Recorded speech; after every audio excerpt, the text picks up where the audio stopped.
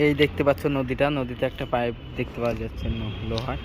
আর এই নদীতে মাছও দেখতে পাওয়া যাচ্ছে, পানির ভিতরে, জলের ভিতরে মাছ। নদীর পিলার এটা। আর এটা সেই পুরাতন যে ব্রিজটা ছিল, পুরাতন সেতুটা। এটা নতুন ব্রিজ, নতুন সেতু।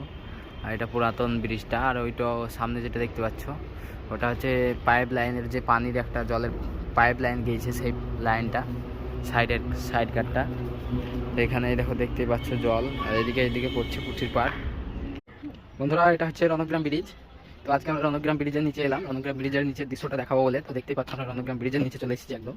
তো নিচের যে পিলারগুলো দেখতে পাচ্ছ, আর রণগ্রাম ব্রিজের একদম পানি যেটা জল ছিল, জল প্রায় নাই, শেষে জলটা একবার কমে গিয়েছে। নদীর যে জল ছিল, জলটা কমে গিয়েছে। তো আমরা ব্রিজের নিচে দাঁড়িয়ে আছি, দেখতে পাচ্ছ। এটা ব্রিজের নিচে কাট দৃশ্য। ব্রিজের নিচে যে পিলারগুলো আছে, সেই পিলারগুলো, এটা পিলার। আর ওদিকে দেখতে পাচ্ছ জল, নদীতে জল নাই, জল